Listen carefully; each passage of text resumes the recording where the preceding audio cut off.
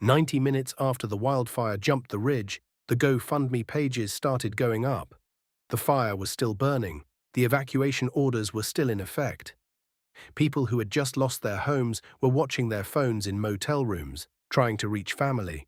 And in those 90 minutes, before any reporter had named a single victim, fundraising pages had already been created in their name, with photos, with heartbreaking captions, with Cash App tags ready to receive donations.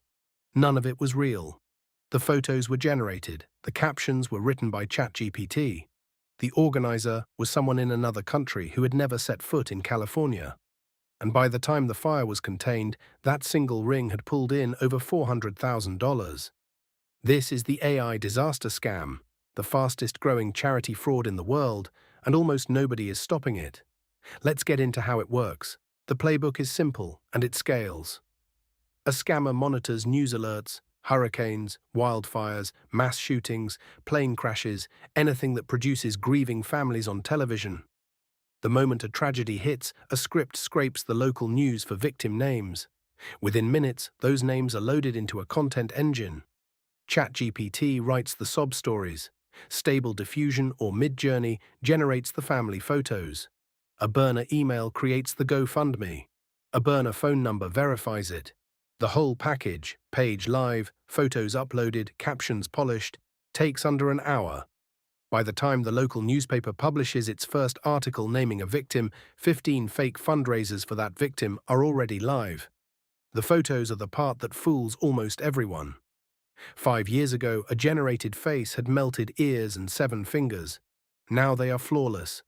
The scammers feed the AI a real obituary photo or a Facebook profile shot and ask for variations. The same person at a beach, holding a baby, hugging a grandparent, smiling at a graduation. The AI obliges. It produces a full life of someone who does not exist. Or worse, a full fictional life of someone who does exist, but whose family had no idea their dead son was now starring in a synthetic photo album. One mother in Tennessee learned about it when a neighbor called to say, "I just donated to the fund for your son." There was no fund. The son had died 3 months earlier. The neighbor had sent $400 to a Stripe account in Lagos. The ring economics are brutal in their efficiency. A typical AI charity scam operation runs 60 to 100 fake campaigns at once, each pulling in between $500 and $10,000 before it gets reported. The reports do not move fast. GoFundMe's trust and safety team is small relative to the volume, and the scammers know exactly how long they have. The average fake campaign stays live for 9 days before takedown. 9 days of donations from sympathetic strangers, 9 days of money flowing into a Cash App, a Venmo, a crypto wallet, an offshore card, wherever the scammer routed it. Then the page goes down. The money is already gone.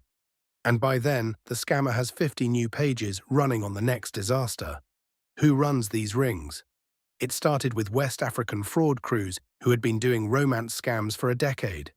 The disaster pivot was natural. Same emotional manipulation, same wire transfer mechanics, just a new pretext. But it has spread fast. Eastern European crews run their own version focused on Ukraine refugee fundraisers. Filipino call center burnouts run a domestic version targeting hurricane victims.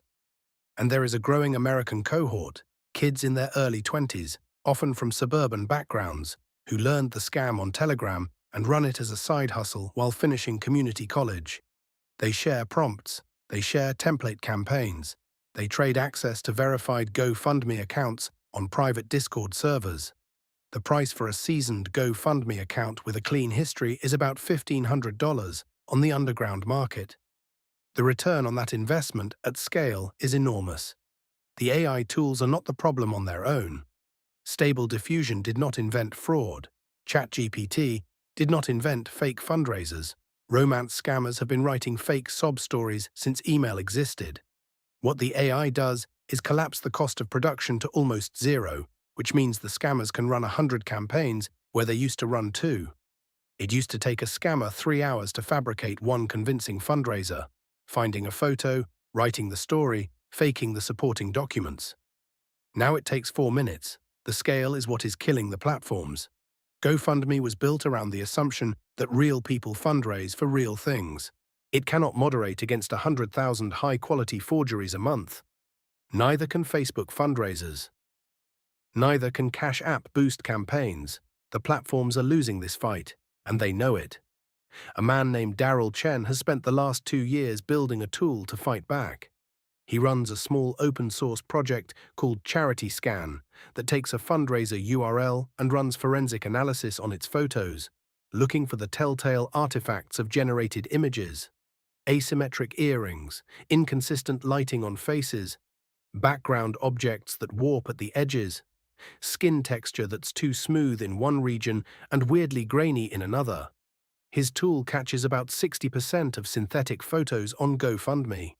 He says he could catch 90% if the platform shared metadata, but the platform refuses. He believes they are quietly afraid of how bad the number would look if the public learned what fraction of disaster fundraisers are fake. His estimate, based on his sample, is somewhere between 15 and 25%. The people getting scammed are exactly who you would expect. Older donors who grew up trusting institutions are the largest loss bucket. They donate to 20 fundraisers in the wake of every major disaster, often without checking. Average donation, $92. Average loss per affected senior per disaster cycle, about $400. Multiply that across millions of donors, dozens of disasters a year, and you start to see where the money comes from. It is not a heist. It is an industrial drip. Drip, drip, drip, $90 at a time, into accounts that empty into crypto every 48 hours. There are a handful of cases that have made it to court. A ring in Atlanta, run by 3 brothers in their late 20s, was indicted in 2025 after federal investigators traced over $2 million in disaster fraud across 31 campaigns. They had used AI to generate photos of children supposedly killed in a school shooting. The shooting was real. The children were not. The brothers had simply taken the school's published yearbook page and asked an AI to age the kids forward, then wrote backstories.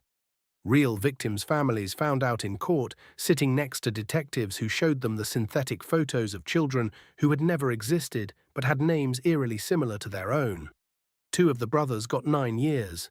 The third, who was 19 at the time of the scam, got 6. The $2 million was never recovered. What happens to the money? The crypto trail is slower than people think, but it is mostly traceable in retrospect. Tornado Cash and similar mixers buy the scammers a few weeks. After that, the funds reappear in cleaner wallets, get cashed out through OTC desks in Nigeria, the UAE, parts of Eastern Europe, and from there into real estate, cars, club bottle service, gold. The US Secret Service has a financial cybercrime unit that tracks this, but their conviction rate against international rings is low. They like to focus on the domestic operators because those cases stick.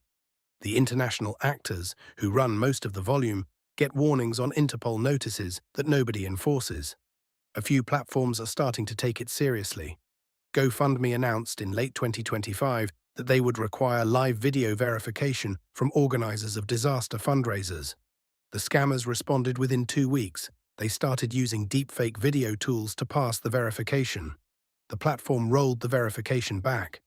Now they are quietly working on watermark detection, looking for the cryptographic fingerprints that some image generators leave behind. The catch is that open-source models do not leave those fingerprints, and the scammers have moved almost entirely to open source. The arms race is being lost in real time. The people closest to this problem describe it the same way. It is not going away. It is going to get worse, and the only protection is to never donate to a disaster fundraiser through social media. Donate to a vetted non-profit, Red Cross, Direct Relief, World Central Kitchen, that has on-the-ground operations. Skip the GoFundMe with the heart-wrenching photo, even if the photo looks completely real, especially if it looks completely real. Because in 2026, that is exactly the warning sign.